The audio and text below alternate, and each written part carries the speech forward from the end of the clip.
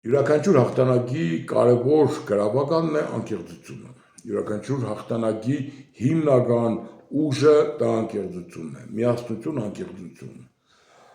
Երբ որ Երևան տեսանյութը նկարելով տունք ու կայ պուրագով, երբ որ խոսայի նոր աղանդի ստեղծման մասին, պուրագում հանդիպեցի մի մարդու, որ հետ զրույցի անցանք, որը մեղադրեց ինձ շատ մեր ձևով իմ պաշտպանելու մեջ եւ նույն ժամանակ հորդորեց, որպեսզի ավելի ճիշտ մեղադրեց, որ անցած ընտրություններին քաղաքապետի ես չեմ դրել, որը շատ սխալ էր, ես գիտեմ որ դիք սխալ էր կամ ճիշտ էր դիք ես գիտեմ, բայց եթե այսօրվա ընդդիմությունը չկարողացավ քաղաքը պահել, հավատացած եղեք, եթե գնացիք վաղ ժամկետ ընտրության, անպայման ես կտնեմ ու լավ կերնի, սա մեկ։ Երկրորդը ժողովուրդ, բերեք մեր բանը հասկանանք, ես մեր ձևով շարժման ժողովրդի հետ շփման մեջ եմ, շարժման անդամ չեմ, բայց շփման մեջ եմ։ Ես շատ մեծ տպավորված եմ եղել Նարեկ Կարապետյանի հետ հենց առաջի շփումից։ Եթե դուք նայեք Նիկոլ Փաշինյանի հանդիպումները ցանկացածը իր կաբինետի մեջ տեղի կունենա, ու նայեք աշխարհի մյուս ղեկավարներին, հա, Նիկոլ Փաշինյանն անգամ իր նստատեղից վեր չի կենա, չի երթա դիմադիրի դեմ չի նստի։ То есть Նիկոլ Փաշինյանը իր ամբողջ թիմին ցույց կտա, որ ով եք դուք, որ ես ձեզ հետ նույն դիմադիրի դեմը նստին։ Հասկանաք, դա էթիկայի մեծ կանոն է, երբ որ ղեկավարը կելնի կերտա կնստի իր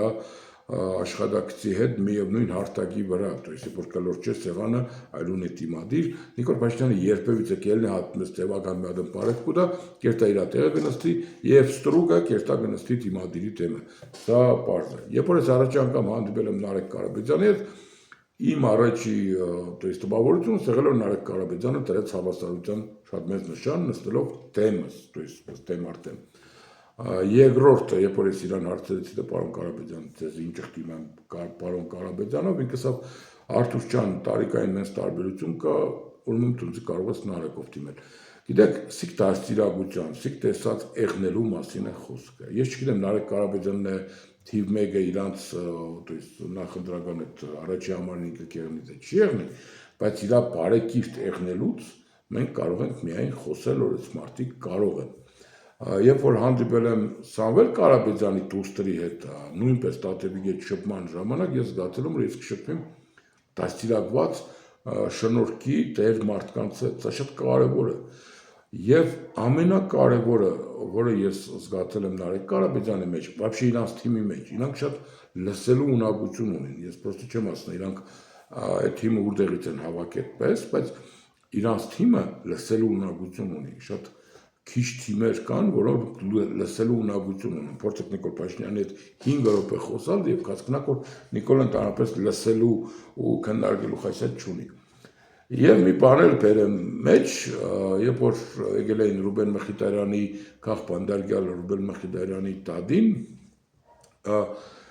ես իրանց հետ ներկա եմ եղել այնտեղ եւ ինձ էլ հրավիրեցին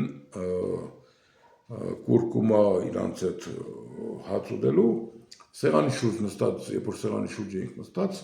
մի փոքր անգամ ես զրույց լսեցի, ճիշտ է մարդու հետ կզրուցեի ու կորեկտ չէ սեղանի վրա եղած զրույցը դուրս հանել, բայց սա այնպես զրույց էր, որ ես ներողություն, եթե կխախտեմ ինչ-որ մի բան, իրանց մեջ գիտեք ինչ խոսակցություն կերտար, որ իրանց կմեղադրեն, որ քաղաքականությունը առանց սրի չի եղնել, դուք պետք է սուտ խոսակ, սորվիկ պետք է խապել։ Եվ այնտեղ մի հատ երիտասարդ տարիքով տղա կար, շատ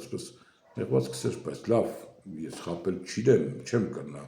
Ու անուններ կուտային, որ թիմից դուրս են եկել, որովհետև համամիտ չեն, տեսեք իրանց մոտ ամենակարևորն անկեղծությունն է դրանց։ Եթե մարդիկ կան, որ կկասկածեն, որ իրանք կկրեն, ես ասեմ, որ մի կասկածեք, իրանք կկրեն, Սամվել Կարապետյանի թիմը կկրեն։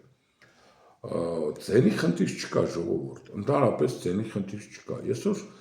Հայաստանում կա 100,000 տաքսի շոֆեր։ Ես այն մարդկանց եմ, որ գիտե թե տաքսի շոֆերին այսօր ինչ է պետք իր կյանքը բարելավելու, ապրելու համար, անկախ նրանից ինքը նիկոլական է, թե ընդդիմադիր է։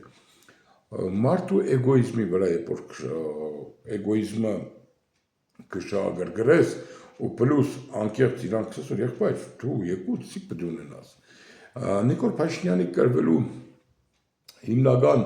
գրավականը կեղնեցի, որ Նիկոլ Փաշինյանն իր թիմով լսելու ունակություն չունի։ ունի միայն գոռալու կարողություն։